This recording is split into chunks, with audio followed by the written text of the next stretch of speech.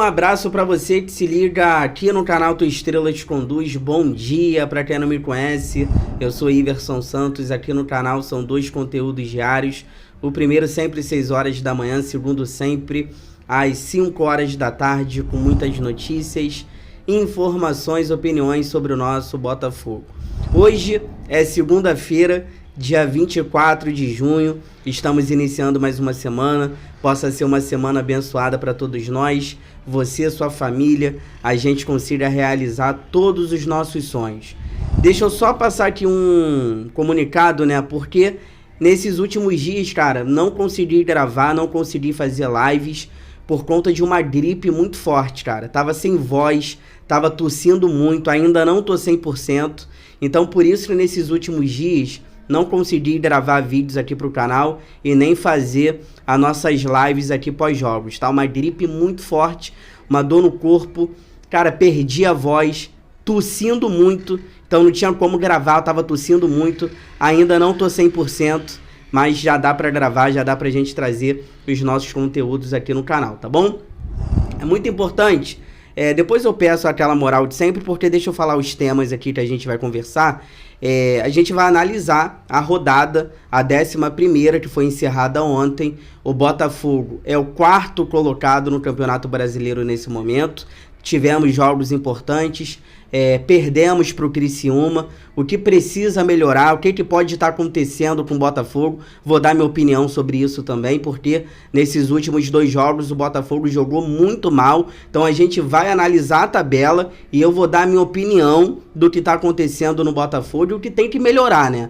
E para fechar, claro, o Almada está cada vez mais próximo de ser reforço do Botafogo. Almada, camisa 10, joga muita bola. A gente vai conversar sobre isso também. Mas antes, aí sim, agora eu peço aquela moral para vocês, que é muito importante.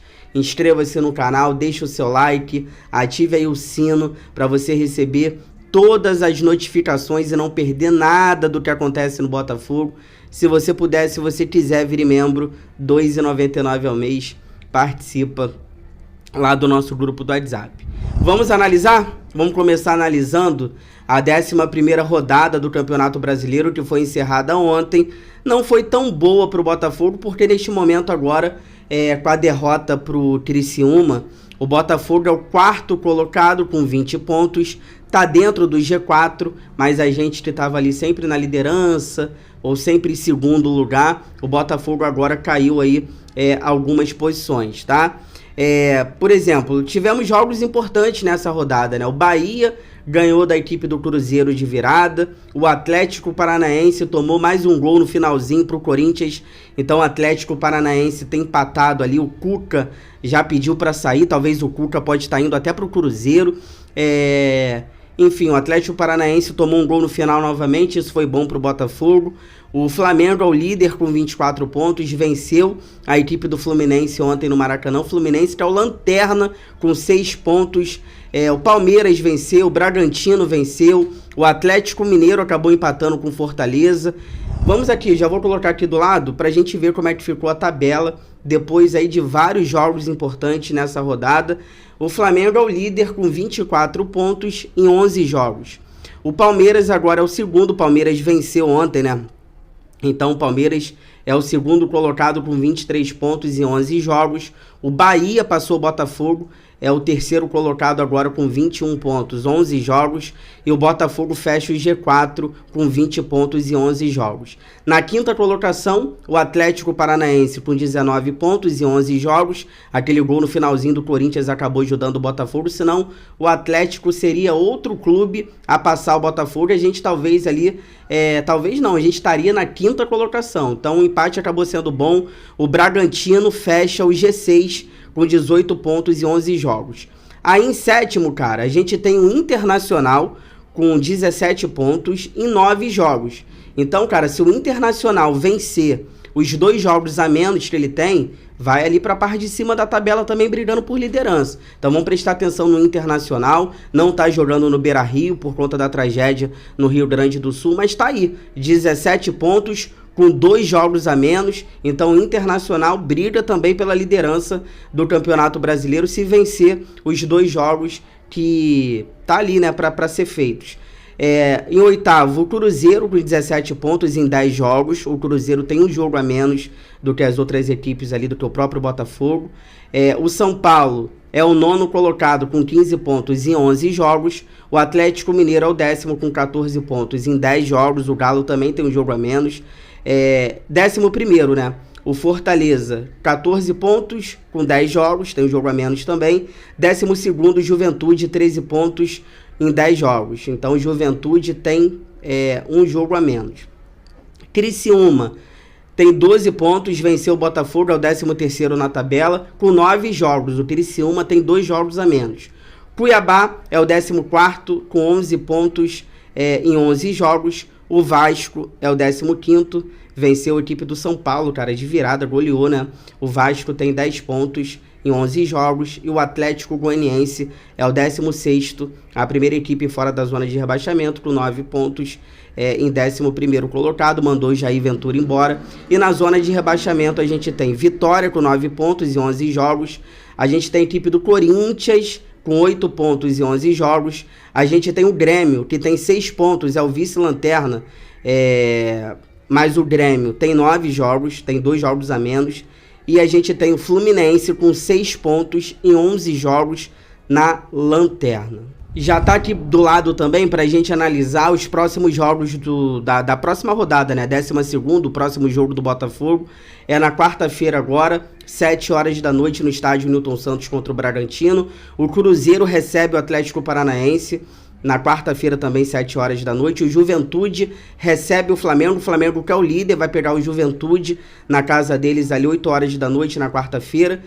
Também teremos ali na quarta-feira Atlético Goianiense recebendo o Grêmio, 8 horas da noite. O Corinthians recebendo o Cuiabá na quarta-feira também, 8 horas da noite. E o Bahia recebendo o Vasco, o Bahia que está na parte de cima da tabela também, 9h30 da noite. O Internacional na quarta-feira, 9h30 da noite, recebe o Atlético Mineiro.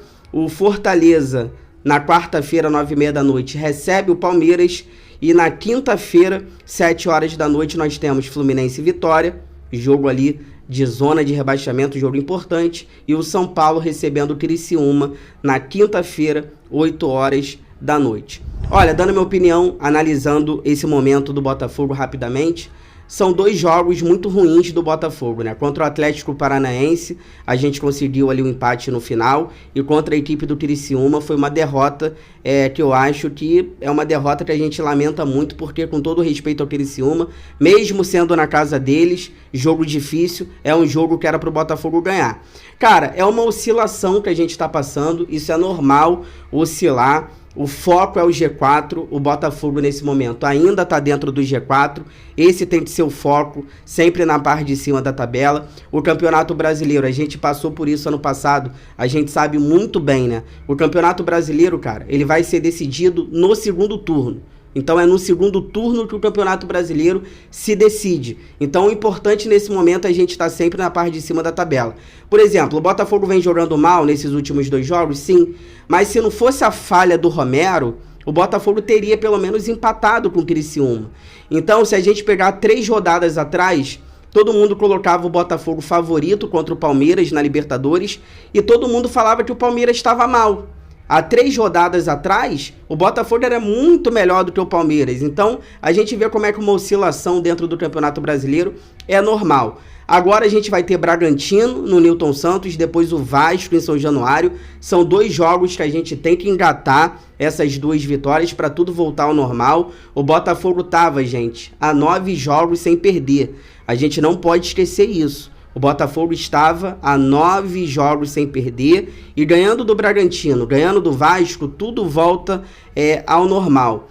Tô vendo muita reclamação também. Pô, Iverson, jogadores fora de posição. O Luiz Henrique como segundo atacante não vai render tanto como pela direita. O próprio Savarino, que tá na Copa América, o Savarino, ele não rende muito pela esquerda. O Arthur Jorge tá insistindo em jogadores fora das suas posições.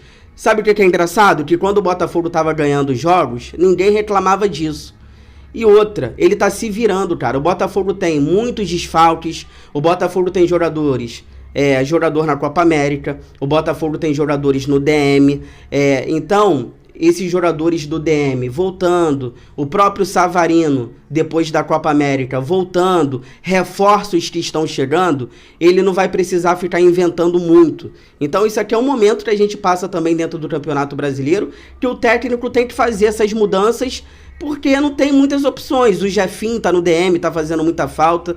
Então, vai dar tudo certo, vamos melhorar. É só uma oscilação. Fica aí que eu já volto pra gente finalizar. Aí eu vou conversar com vocês sobre a Almada, tá cada vez mais próximo do Botafogo. Fica aí e já volto.